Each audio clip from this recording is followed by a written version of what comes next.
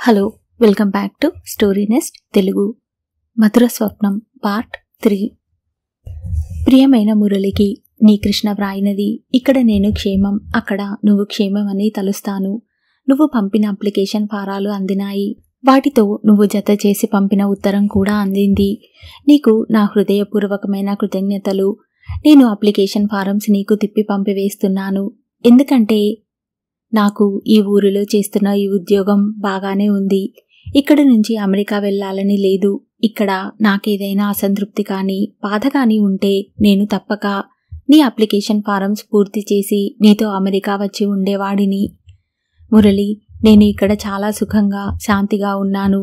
ఇక్కడ రోజు పరంగా చూస్తే డబ్బు చాలా తక్కువే. అయినా నాకేమీ ఇబ్బంది అనిపించటం లేదు. నీకో విచిత్రం చెప్పనా? నా జీతంలో నెలకి 200 రూపాయలు మిగులుతున్నాయి. ఈ ఊరి పోస్టాఫీస్లో సేవింగ్స్ బ్యాంక్ అకౌంట్లో నా పేరిట ఇప్పటికీ 800 జమ చేశాను. ఆ పాస్బుక్లో ఆ అంకె చూస్తుంటే నాకెంత ఆనందంగా అనిపిస్తుందో తెలుసా? ఓ, వర్ణించి చెప్పలేనేమో. నేను ఈ ప్రపంచంలోకెల్లా ధనవంతుడిని సుమా అన్నంత గర్వంగా అనిపిస్తోంది. నాకిక్కడ ఖర్చులేమున్నాయి? కూరలు, పప్పులు, బియ్యం పేషెంట్స్ ఎవరో ఒకరు పంపిస్తూనే ఉంటారు. పాలు, నెయ్యి అసలు కొనే పనే లేదు. పేషెంట్స్ నా చేతిలో డబ్బుగా ఎక్కువగా ఇవ్వలేని మాట నిజమే. కానీ ఈ రూపేణా నేను వారి వైద్యం చేసిన దానికంటే ఎక్కువగానే ముట్ట చెబుతుంటారు. నేను వద్దని కేకలేసినా వినరు. నేను ఇక్కడికి వచ్చిన కొత్తలో ఊరిలో అందరూ నన్ను పరాయివాడిగా, నమ్మకం పెట్టుకోకూడని వ్యక్తిగా అనుమానంగా చూసేవాళ్ళు. మొన్న వచ్చిన కలరా మూలంగా నేను వాళ్ళకి సాయం చేయాలని ఆరాటపడుతున్నానని అర్థమైంది. దానితో ఇంకో విషయం జరిగింది. ఇదివరకు నేను నీకు వ్రాసానే, వీరయ్య అని, అతని భార్యని నేను గుంటూరు తీసుకువెళ్ళి నేనే డాక్టర్కి చూపించి డిఎన్సి చేయించాను. ఆవిడ చెప్పినట్టే ఆ భార్యాభర్తలిద్దరికీ మందులు వాడాను. వీరయ్య భార్యకి నెల తప్పింది. ఆ కుటుంబం పొందిన ఆనందం వర్ణింపలేననుకో. వారంతా నన్ను దేవుడిగా చూస్తున్నారు. వీరయ్య భార్యకి ప్రసవించే రోజులు. నేను ఈ ఉద్యోగం వదిలి వెళతానంటే వారి గుండెలు ఆగిపోతాయి. ఇంకా 2 పేషెంట్లకి టీబీ తగ్గింది. వాళ్ళు ఆరోగ్యవంతులయ్యి నేను కనిపిస్తే చేతులెత్తి దండం పెడతారు.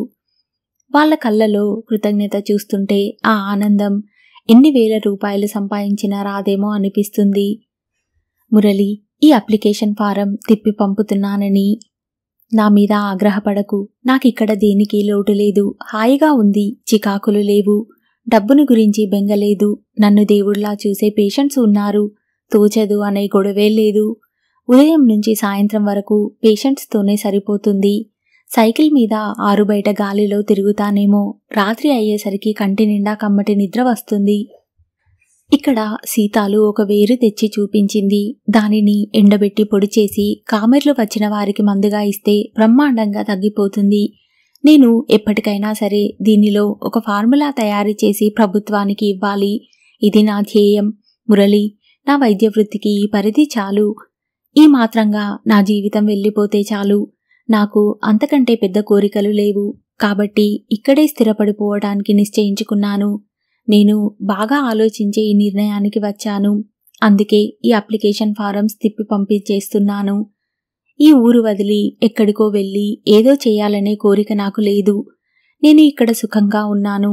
ఆ మాట నువ్వు బాగా అర్థం చేసుకో. కొద్ది రోజుల తర్వాత ఇక్కడే నాది అనే ఒక స్వంత ఇల్లు ఏర్పరచుకుంటాను. ఈ చుట్టుపక్కల ఊళ్ళలోనే ఎవరైనా నా భావాలకి తగిన అమ్మాయిని చూసుకొని పెళ్లి చేసుకుంటాను.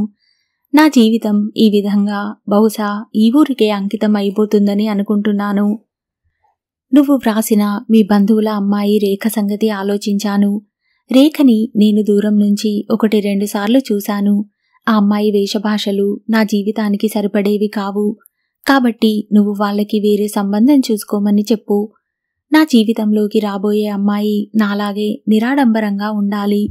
ఉత్తరం రాస్తున్న కృష్ణ అప్రయత్నంగా ఒక్క క్షణం ఆగాడు. అతని కళ్ళ ముందు రాధ మెదిలింది. రాధ గుర్తుకు రాగానే ఎందుకోగాని అతని మనసు ఆనందడోలిక అవుతుంది.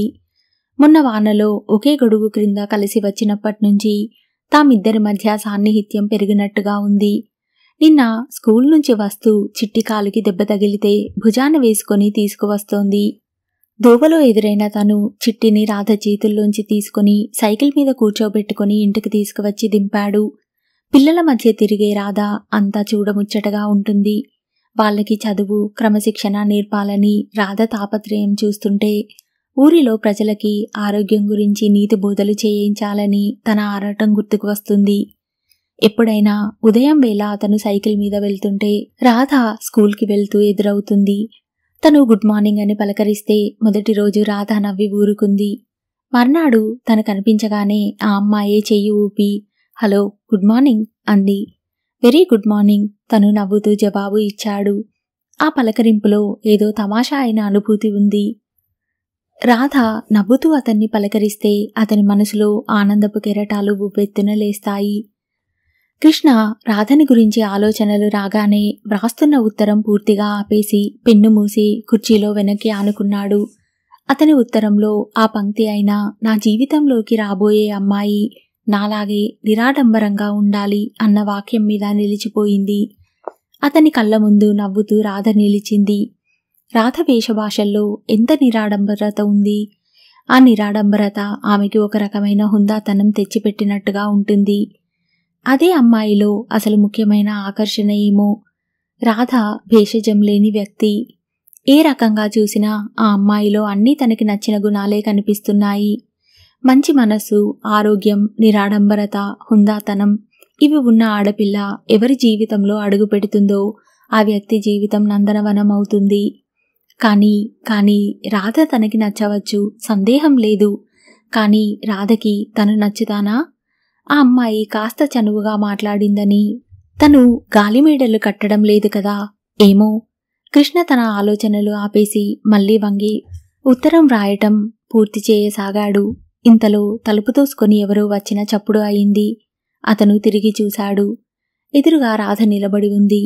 టేబుల్ దగ్గరికి లాక్కొని కూర్చొని వెనక్కి తిరిగిన అతన్ని చూస్తూ క్షమించాలి, తలుపు తట్టకుండా లోపలికి వచ్చేశాను అంది. కృష్ణ కళ్ళలో ఒక్క క్షణం మెరుపు మెరిసినట్లయింది. అతను కుర్చీలో నుంచి లేచి వస్తూ మానవ మాతృలు అయితే తలుపు తట్టడం చేస్తారు, దేవతలు అయితే అడగకుండానే లోపలికి వచ్చేస్తారు అన్నాడు. రాధ ఆశ్చర్యంగా కళ్ళు పెద్దవి చేసి చూడబోయి అంతలోనే పక్కున నవ్వేసింది. గుండెల మీద చెయ్యి పెట్టుకుంటూ అమ్మో, అంత పెద్ద ప్రశంసలు నాకు వద్దు. నేను దేవతని కాదు, అతి మామూలు మనిషిని. ఎంత మామూలు మనిషినంటే నేను అడిగిన పని మీరు చేయకపోతే నాకు కోపం వచ్చేస్తుంది సుమా. కృష్ణ నిజంగా అన్నట్టుగా చూశాడు. కూర్చోండి, కుర్చీ జరిపాడు. రాధ తల అడ్డంగా తిప్పింది. కూర్చోను, అర్జెంటుగా వెళ్ళిపోవాలి. మీరు సాయంత్రం విజయవాడ వెళ్తున్నారని తెలిసింది, నిజమేనా? నిజమే. అయితే మీరు అక్కడి నుంచి వచ్చేటప్పుడు కాస్త శ్రమ అనుకోకుండా నాకీ వస్తువులు తెచ్చి పెడతారా? వీటి కోసం నేను వెళ్ళటం డబ్బు దండగా అనిపిస్తోంది. బ్యాగులో నుంచి లిస్టు వ్రాసిన కాగితం ఇచ్చింది. కృష్ణ అది తీసుకొని చూశాడు. అందులో బెలూన్లు, మేకప్ సామానులు, బహుమతులుగా ఇచ్చే రకరకాల వస్తువులు ఉన్నాయి. తలెత్తి చూస్తూ స్కూలు వార్షికోత్సవమా అని అడిగాడు. రాధ అవునన్నట్టు తల ఊపింది. రాధ బ్యాగులోంచి డబ్బు తీసి ఇచ్చింది. అతను తీసుకోలేదు. ఉండనీయండి, తెచ్చిన తర్వాత తీసుకుంటాను అన్నాడు. డబ్బు తీసుకోకపోతే మీరు ఈ వస్తువులు తీసుకురానవసరం లేదు, చీటీ అందుకోబోయింది. సరి తెస్తానులేండి అన్నాడు. రాధ అతని చేతికి డబ్బు ఇచ్చింది. కృష్ణ తీసుకున్నాడు. రాధ వెళ్ళబోతూ ఆగి మా పిల్లలు భక్త ప్రహ్లాద బాగా వేస్తారు, మీరు తప్పకుండా చూడటానికి రావాలి అంది. తప్పకుండా వస్తాను అన్నాడు. మీకు శ్రమ ఇచ్చినందుకు మన్నించాలి అంది. మీరు ఆ మాట అంటే నేనసలు తీసుకురాను ఖచ్చితంగా అన్నాడతను. రాధ నవ్వి వెళ్ళిపోయింది. వెళుతున్న రాధని చూస్తూ క్షణంసేపు అతను అలాగే నిలబడిపోయాడు. మళ్లీ మనసులో అదే భావం. ఆ అమ్మాయిని చూస్తుంటే అనిర్వచనీయమైన ఒక ఆనందం కలుగుతుంది. అది ఎందుకో ఏమిటో అతనికి అర్థం కాదు.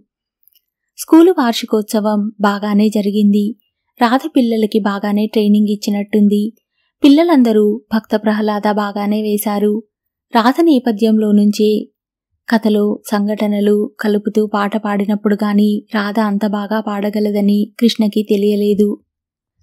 ప్రహ్లాదుడు పాత్ర చిట్టి ధరించింది. అధ్యక్షత వహించాల్సిన దయానిధి గారు వేరే ఊరు వెళ్లటంతో ఆఖరి నిమిషం వరకు చూసి కృష్ణని అధ్యక్షునిగా ఆహ్వానించారు. కృష్ణ రాధని పిల్లల్ని ప్రశంసిస్తుంటే ప్రేక్షకుల్లోంచి గిరి స్నేహితులు ఈలలు వేశారు. సీతాలు చచ్చిన పాముని వాళ్ల మీదికి విసిరి హడలెత్తించింది. ప్రోగ్రాం అంతా అయి స్కూలుకి తాళాలు వేసేవరకి కృష్ణ వెంట ఉన్నాడు. ఇంటికి తిరిగి వస్తుంటే కృష్ణ రాధని అభినందిస్తూ, మీ ఓపికకి మెచ్చుకోవాలి సుమా అన్నాడు. ఎందుకలా? ఆ పిల్లలతో అలా నటింపచేయటం అంటే మాటలు కాదు. శ్రద్ధ ఉంటే ఏదైనా చేయగలుగుతాం. ఈ వార్షికోత్సవం కోసం పిల్లలు సంవత్సరం మొదటి నుంచి ఎంతో ఆసక్తిగా ఎదురుచూస్తారు. నేను చెప్పిన పాఠాలు సరిగ్గా చదువుతారు. ఆ పిల్లలతో మీకు విసుగనిపించదా? పిల్లలంటే నాకెంతో ఇష్టం. నేను పెద్దదాన్ని అయితే కనీసం 10 మంది పిల్లల్ని అయినా కంటాను. మా ఇల్లే ఒక పాఠశాల చేసేస్తాను. బాప్రే! అతను ముఖమెత్తి పక్కున నవ్వాడు. ఏం, మీకు పిల్లలంటే ఇష్టం లేదా? అడిగింది. ఇష్టమే, కాని వాళ్ళని మేనేజ్ చేయటం అంటే. అతను గాల్లోకి దన్నం పెడుతూ, నా వల్ల కాదు, కాబట్టి నేనసలు పిల్లల్నే కనను అన్నాడు నవ్వుతూ. ఛీ, అలా అనకండి. పిల్లలు లేని జీవితం ఏం బాగుంటుంది తనలో తాను అనుకుంటున్నట్లుగా అంది. ఇద్దరూ వెన్నెల్లో పక్కపక్కన నడుస్తున్నారు. రాత్రి పొద్దుపోవటం వల్ల ఊరంతా నిశ్శబ్దంగా ఉంది. దూరంగా వెన్నెల్లో నీళ్లు మెరుస్తున్నాయి. ఇద్దరూ రాధ ఇంటి దగ్గరికి వచ్చారు. నీ వెళ్తానికా అన్నాడతను. ఇంటి గడప ఎక్కి తలుపు తట్టబోయిన రాధ ఆగి అతని వైపు తిరిగింది. ఇద్దరూ క్షణంసేపు ఒకరిని ఒకరు చూస్తున్నట్టుగా నిలబడిపోయారు. మీకో విషయం చెప్పనా? హఠాత్తుగా అన్నాడతను. చెప్పండి అంది. అతను తలదించి నేలవైపు చూశాడు. చెప్పండి ఆసక్తిగా అంది. అతను తలెత్తి చూశాడు. ఏమిటది? అతను రాధ కళ్ళలోకి సూటిగా చూశాడు. మీరంటే నాకు చాలా ఇష్టం. రాధ పెదవి కదపబోయి ఏదో అనబోయింది. అతను మధ్యలోనే చేయి ఎత్తి ఆపుతున్నట్లుగా, దయించి కారణం అడగకండి, నేను జవాబు చెప్పలేను అనేసి గబాల్న వెనక్కి తిరిగి చకచక అడుగులు వేస్తూ వడివడిగా వెళ్ళిపోయాడు. అతను సందు తిరిగి కంటికి కనిపించకుండా వెళ్ళిపోయినా రాధ ఇంకా అక్కడే నిలబడిపోయింది. రాధకి అతను వెళ్ళినట్లు లేదు, ఇంకా ఎదురుగా నిలబడినట్టే ఉంది. మీరంటే నాకు చాలా ఇష్టం. రాధ దిమ్మరిపోయినట్టు చూస్తోంది. అందులో విశేషం ఏముంది? ఉంది, చాలా ఉంది. ఆ మాటల్లో విద్యుత్తు ఉందా? మాటల్లో లేదు. ఈ వెన్నెల్లో ఏదో ఉండి ఉంటుంది. మీరంటే నాకు చాలా ఇష్టం. ఆ మాటలు తీయగా ఉన్నాయి. తీపి కూడా అంత రుచిగా ఉండదేమో. మామిడి పండు తీపి కూడా తక్కువేనేమో. అసలు వెన్నెలేమిటి ఇంత అద్భుతంగా ఉంది? వెన్నెల ఇంత బాగుండటం తను ఇంతవరకు ఎన్నడూ చూడలేదే. శరీరమేమిటి ఇంత తేలికగా ఉంది? ఆ వెన్నెల్లో కిరణంగా మారిపోవాలని అనిపిస్తోంది. ఈ సన్నటి గాలిలో ఒక తరంగం అయిపోవాలనిపిస్తోంది. ఇదేమిటి? తనకేమైంది? ఏమిటో మత్తుగా ఉంది.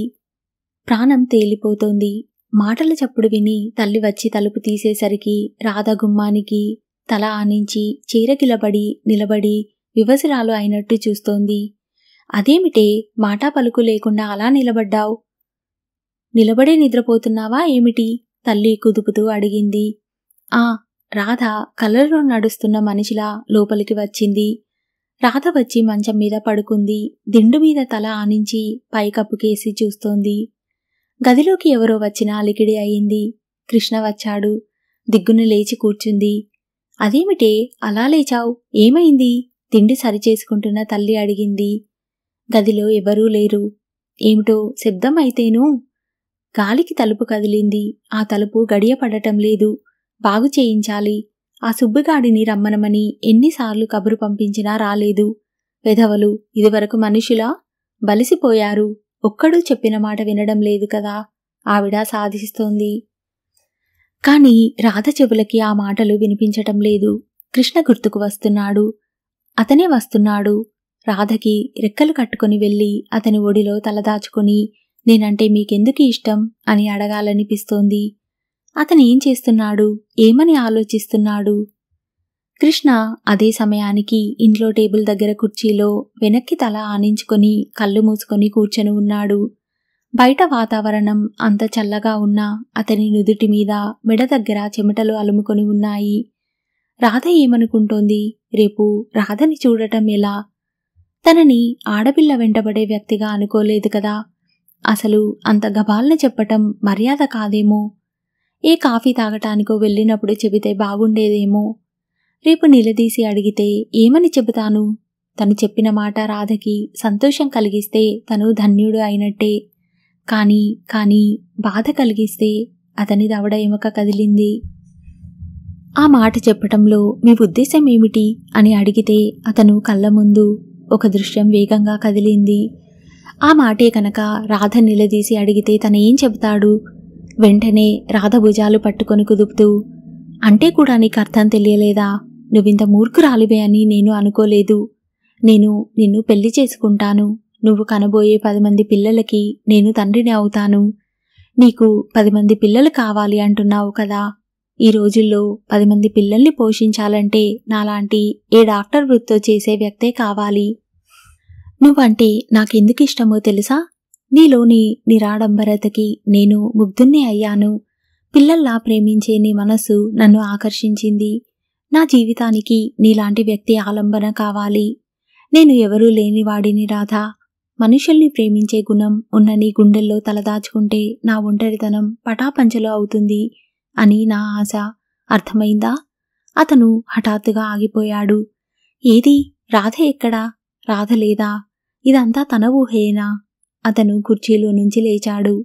వచ్చి మంచం మీద పడుకున్నాడు. అతనికి ఎందుకో చాలా ధైర్యంగా ఉంది. తను తప్పేం చేయలేదని ఆత్మవిశ్వాసంగా ఉంది. రాధ తనకి కావాలి. రాధలోని ఆత్మీయత నిండిన మనసు తన ఒంటరి మనసుకి తోడు నీడ కావాలి. అంతకంటే తనకేం అవసరం లేదు. తనకి రాధ కావాలి. ఇలా ఎందుకు అనిపిస్తోందో అతనికి అర్థం కావటం లేదు. అతను మెడిసిన్ చదువుతుండగా సరిత, సుగుణ, జానకి, రోషనారి ఎంతోమంది స్నేహితులుగా మాట్లాడేవారు. కలిసి పనిచేసేవాళ్ళు. కానీ ఎవ్వరి పట్ల ఇలా అనిపించలేదు. అందుకే అతనికి రాధతో అలా చెప్పడంలో తను తొందరపడ్డానని అనిపించలేదా? రాధ తనకి కావాలి. ఈ విషయం అతనికి బాగా అర్థమవుతోంది. మర్నాడు రాధ అతనికి కనిపించలేదు. 3వ రోజు కూడా గడిచిపోయింది. కృష్ణ కావాలని స్కూలు పక్క నుంచి సైకిల్ మీద అతి మెల్లగా వచ్చాడు. అక్కడ ఎప్పటిలా రాధ ఎదురు అవ్వలేదు. స్కూల్కి వెళ్ళాడు. స్కూలు తాళం వేసి ఉంది. ఇప్పుడు సెలవులు కూడా కాదు. అతను తిరిగి వస్తుంటే చిట్టి ఆడుకుంటూ కనిపించింది. ఏ చిట్టి, ఇవాళ స్కూల్కి ఎందుకు వెళ్ళలేదు? ఇక్కడేం చేస్తున్నావు అని అడిగాడు. స్కూల్ లేదుగా అంది చిట్టి. లేదా? ఎందుకని అడిగాడు. టీచర్ అమ్మగారు ఊరు వెళ్లారుగా అందుకు. ఊరా? ఏ ఊరు? ఏమో నాకు తెలియదు. చిట్టి ఆడుకోవడానికి పరిగెత్తింది. కృష్ణ క్షణంసేపు అలాగే నిలబడ్డాడు. రాధ ఊరు వెళ్ళిందా? ఏ ఊరు వెళ్ళింది? అతను వస్తుంటే సీతాలు ఎదురయ్యింది. సీతాలు, అమ్మాయి గారికి మా పద్మ ఉత్తరం వ్రాసింది. ఇవ్వాలి. ఇంటి దగ్గరుందా? అమ్మాయి గారా బాబు? ఆమె లేరుగా. మొన్న ఊరు వెళ్లారు. ఏ ఊరు? బెజవాడ. ఎందుకట? ఇంకెందుకు, ఏదో పెళ్లి సంబంధం అయి ఉంటుంది. వాళ్ళమ్మగారికి ఇంకేం పని లేదు. ఆ పెళ్లి సంబంధాల గొడవే అంటూ వెళ్ళిపోయింది. కృష్ణ కనుబొమ్మలు ముడిపడినాయి. రాధకి పెళ్లి చూపులా? అతను సరాసరి శాంతమ్మ గారింటికి వెళ్ళాడు. లోపల పనిచేస్తున్న ఆవిడ కృష్ణని చూడగానే రానాయనారా అంటూ ఎదురొచ్చింది. రాధ ఎక్కడా అడిగాడు. రాధ లేదు బాబూ, ఊరు వెళ్ళింది. అయ్యో లేదా? నొచ్చుకున్నట్టు చూశాడు. ఏం బాబూ, ఏమైనా పని ఉందా? అవునండి, రాధకి పెళ్లి సంబంధాలు చూడమని చెప్పారుగా. స్నేహితుడు ఒకతను ఉంటే రమ్మనమని వ్రాసాను. అతను రేపు వస్తున్నాడు. అయ్యయ్యో, రాధ లేదే, ఇప్పుడెలా? ఆవిడ కంగారు పడింది. రాధ ఎక్కడికి వెళ్ళింది? బెజవాడ వెళ్ళింది నాయనా. ఎందుకు? నా బొందకి ఏం తోచటం లేదట, విసుగ్గా ఉందట. అక్కడ నా చెల్లెలి కొడుకు ఆనంద్ ఉన్నాడు. వాడిని చూసి వస్తానని వెళ్ళింది. నిన్ననే వస్తానని అంది, రాలేదు. ఇప్పుడెలా? అడ్రస్ చెప్పండి, నేను వెళ్ళి రాధని తీసుకువస్తాను అన్నాడు. ఆ మాట వినగానే ఆవిడ ముఖం చాటంతా అయింది. మా నాయనే, మా తండ్రి, చచ్చి నీ కడుపున పుడతాను, ఆ పని చెయ్యి అంటూ అడ్రస్ చెప్పింది. కృష్ణ బయలుదేరుతుంటే, ఇదిగో దానికి సంబంధం అని చెప్పకు నాయనా, ఆ మాటలంటే చచ్చినా రాదు. నాకు ఒంట్లో బాగాలేదని చెప్పు అంది. అలాగేలేండి అన్నాడు. అతను ఆ మధ్యాహ్నమే బయలుదేరి విజయవాడ వచ్చాడు. రాధ పింతల్లి అడ్రస్ కనుక్కోవడం ఏమంత కష్టం కాదు. తలుపు తట్టగా రాధే వచ్చి తలుపు తీసింది. గుమ్మంలో నిలబడిన కృష్ణని చూడగానే నిర్ఘాంతపోయినట్టు నిలబడింది. 2 నిమిషాల సేపు ఇద్దరూ మాట్లాడలేదు. రాధని కృష్ణ చూస్తున్నాడు, కృష్ణని రాధ చూస్తోంది. ఇద్దరి కళ్ళలో ఆనందం నృత్యం చేస్తోంది. మీరు అస్పష్టంగా అన్నాడు కృష్ణ. మీరు రాధ ఏదో చెప్పబోయింది, కాని మాట పిగిలి రాలేదు. ఇంతలో వంకపండు రంగు చీర కట్టుకున్న ఒక పెద్దావిడ రాధా ఎవరే వచ్చింది అంటూ అటు వచ్చింది. రాధ ఉలిక్కిపడింది. తెప్పరిల్లునట్టుగా పింతల్లి వైపు చూసింది. పిన్ని, ఈయన మా ఊరి డాక్టర్ గారు తొట్టుపాటుగా అనేసింది. మీ ఊరి డాక్టర్ గారా? ఏది రాత్రి నువ్వు చెప్పావే, ఊరికి చాలా మంచి డాక్టర్ గారు వచ్చారని, కలరా వస్తే నిద్రాహారాలు లేక చాలామందికి వైద్యం చేసి ఎంతో మందిని బ్రతికించాడని. రాధ చెంపల్లో ఎరుపు పాకి వచ్చింది. చప్పున తల ఊపింది. లోపలికి రానాయనా, అక్కడే నిలబడ్డావే? అదేమిటి రాధా, నిన్నంతా ఆయన గురించి అంత చెప్పిందానివి, ఆయన వస్తే అలా గుమ్మంలో నిలబెట్టి మాట్లాడుతున్నావు? లోపలికి వచ్చి కూర్చోమ్మను, కాఫీ ఇవ్వు అంటూ పురమాయించి లోపలికి వెళ్ళింది. లోపలికి రండి, పిన్ని ఆజ్ఞని అక్షరాలా పాటిస్తున్న బుద్ధిమంతురాల్లా అంది. కృష్ణ లోపలికి వచ్చాడు. కూర్చోండి అంది. కూర్చున్నాడతను. మళ్ళీ ఇద్దరి మధ్య మౌనం ఏర్పడింది. ఇద్దరి కళ్ళు ఒకరిని ఒకరు చూడాలని తహతహలాడిన వైనం చెప్పేస్తున్నాయి. ఇద్దరికీ ఎవరికి వారే ఎదుటివారు ఏదైనా చెబితే బాగుండు అనిపిస్తోంది. ఇద్దరికీ సూటిగా సహజంగా మాటలు రావటం లేదు. కొంతసేపటికి కృష్ణ తనే అన్నాడు, వచ్చిన పని అయిందా? పనా? ఏం పని? రాధ అడిగింది. అదే పెళ్లి చూపుల పని. పెళ్లి చూపులా? రాధ ఇంకా ఆశ్చర్యపోయింది. ఎవరు చెప్పారు అడిగింది.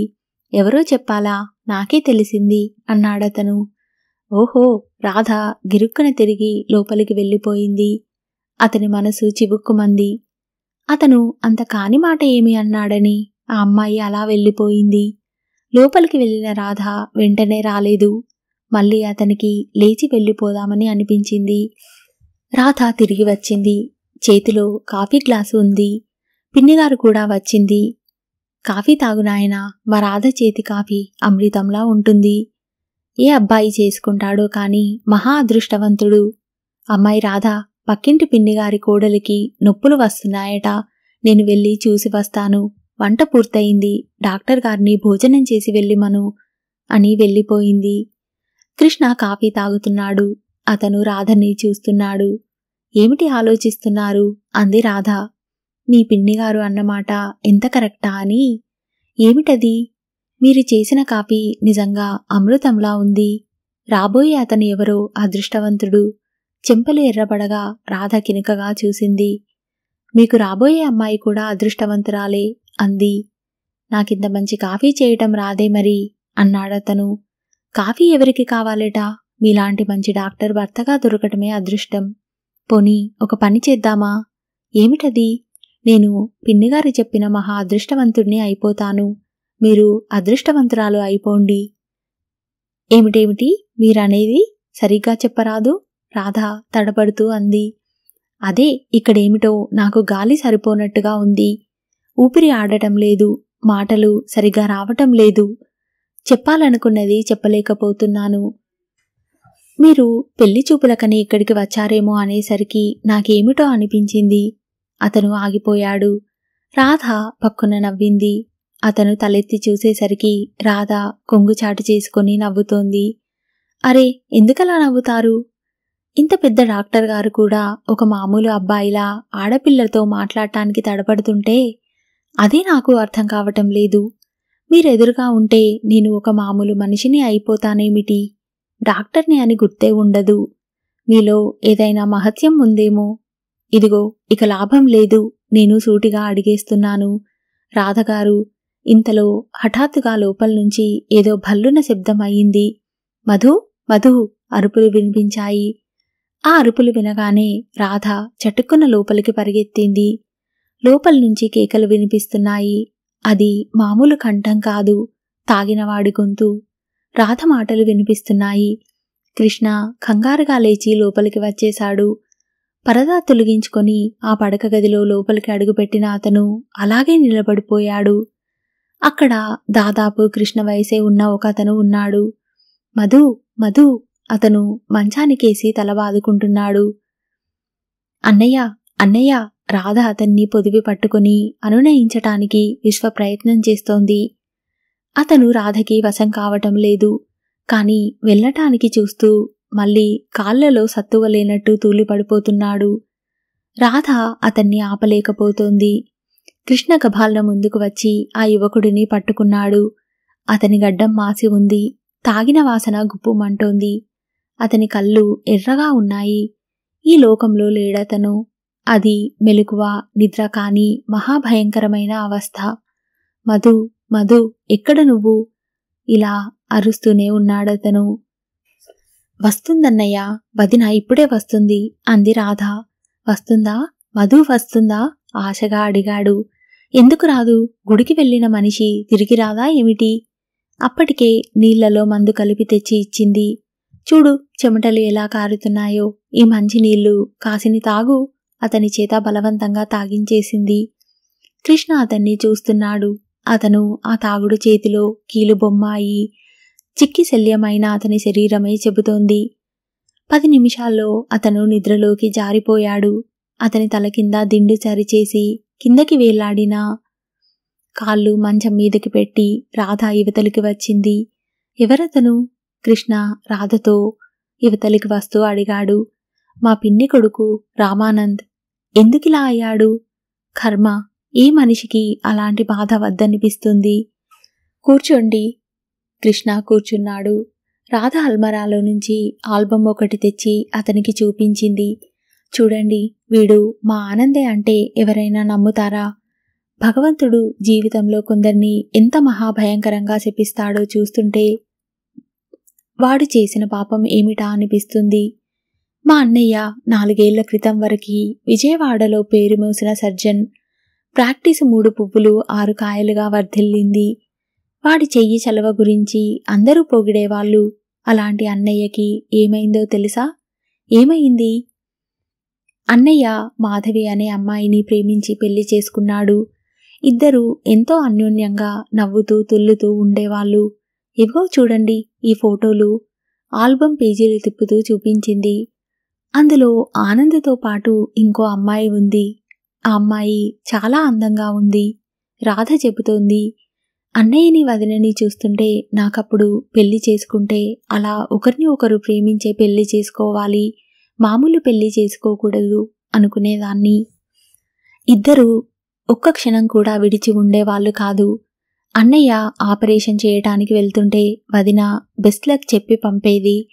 ఆయన ఆపరేషన్ థియేటర్ నుంచి బయటికి రాగానే వేడి కాఫీతో చిరునవ్వుతో ఎదురు వచ్చేది. వదిన చాలా మంచిది. అన్నయ్యని పేదలకి ఎక్కువగా సాయం చేయమనేది. మనం చాలా ఆనందంగా ఉన్నాం, మన వల్ల అందరికీ ఉపకారం జరగనీయండి అనేది. అన్నయ్య కూడా అక్షరాలా అలాగే చేసేవాడు. వాళ్ళ అనురాగ దాంపత్యం చూస్తుంటే అందరికీ ఈర్ష్యగా ఉండేది. వదినకి ఒకరోజు కడుపు నొప్పి వచ్చింది. అపెండిసైటిస్ అన్నారు. అన్నయ్య ఆపరేషన్కి సిద్ధం చేశాడు. ఎన్ని పెద్ద పెద్ద ఆపరేషన్లో అవలీలగా చేసిన అన్నయ్యకి ఇంత చిన్న ఆపరేషన్ ఒక లెక్క. వదిన కూడా బాధని విగపట్టుకుంటూ జోక్ చేసింది. ఆపరేషన్ థియేటర్లోకి వదినని తీసుకెళ్లారు. ఆపరేషన్ చేస్తుండగా ఏమైందో తెలియదు. అన్నయ్య హఠాత్తుగా బయటికి వచ్చాడు. ఎవరెవరో డాక్టర్లకి ఆదుర్దాగా ఫోన్ చేశాడు. అన్నయ్య ఒంటి నిండా చెమటలు కారిపోతున్నాయి. అన్నయ్య వదినకి ఎలా ఉంది అని నేను అడుగుతుంటే నా మాటే వినిపించుకోలేదు. ఊరిలో పేరు మోసిన సర్జన్లు 2 వచ్చారు. అయినా లాభం లేకపోయింది. వదినకి ఏమైందో తెలియదు. ఇంకో సర్జన్ రంగారావు గారు ఆపరేషన్ థియేటర్ నుంచి బయటికి వచ్చారు.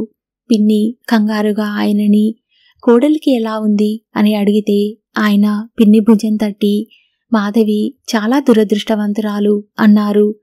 నర్స్ ద్వారా మాకు తెలిసింది ఆపరేషన్ సక్సెస్ కాలేదు, వదిన పోయింది. ఈ మాట వినగానే మా కాళ్ల క్రింద భూమి తొలగిపోయినట్టయింది. ఇదేం ఘోరం!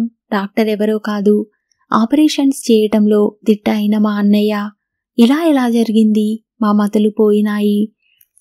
డాక్టర్లు తెలిసిన వాళ్లతో హాస్పిటల్ కిటకిటలాడిపోయింది. వదిన శవం ఇంటికి తీసుకువచ్చాం. సాయంత్రానికి దహనకాండలు పూర్తి అయినాయి. అన్నయ్య ఏడవలేదు. మౌనంతో పాషాణంలా శూన్యంలోకి చూస్తుండిపోతున్నాడు. వారం రోజులు గడిచినాయి. 10 రోజులు అయినాయి. నెల తిరిగింది. అన్నయ్య మామూలు మనిషి కాలేదు. హాస్పిటల్కి వెళ్ళినా రోగుల్ని చూసేవాడు కాదు. ఒక పేషెంట్ వచ్చాడు. అతనికి ఆపరేషన్ చేయాలి. అన్నయ్య తన వల్ల కాదని చెప్పాడు. డాక్టర్, మాకు పుత్రభిక్ష పెట్టండి, మీ మీద మాకు నమ్మకం ఉంది అని ఏడ్చారు వాళ్ళు. నా మీద నాకు నమ్మకం లేదు. నా భార్యనే నేను దక్కించుకోలేని వాణ్ణి. మీ కొడుకుని నేనేం రక్షిస్తాను? వేరే డాక్టర్ దగ్గరికి వెళ్ళండి అన్నాడు. వాళ్ళు ఇంకా బతిమిలాడుతుంటే, షటప్, నన్నింకా నరకం పెట్టకండి. నేను అది చేయలేను. నా వేళ్ళకి వణుకు వచ్చేసింది. వెళ్ళండి, నా దగ్గరికి ఎవరూ రావద్దు. ఎవరూ రాకండి. నేనిప్పుడు డాక్టర్ని కాదు, పేషెంట్ని కూడా, ఒక వ్యాధిగ్రస్తుడిని. నా వ్యాధి ఏమిటో మీకు అర్థం కాదు అంటూ అరిచాడు. అన్నయ్య అరుపులకి హడలిపోయాం. వాళ్ళు వెళ్ళగానే అన్నయ్య తన నేమ్ ప్లేట్ ఊడదీసి దాన్ని విసిరి కొట్టేస్తుంటే నేను వెళ్ళి అడ్డుపడి లాక్కున్నాను. రాధా, నన్ను వదులు, ఇది నన్ను వెక్కిరిస్తోంది. భార్యను బ్రతికించుకోలేని నువ్వు ఒక డాక్టర్వేనా అంటూ నన్ను చూసి క్రూరంగా నవ్వుతోంది. అన్నయ్య మొదటిసారి ఏడ్చేశాడు. నేను అన్నయ్యని సముదాయించాను. అన్నయ్య, జీవితం అనేది మన చేతుల్లో లేదు. అంతా ఆ దైవం, ఆయన ఆడించినట్టు నడవటం మన ధర్మం అంటూ బుజ్జగించాను.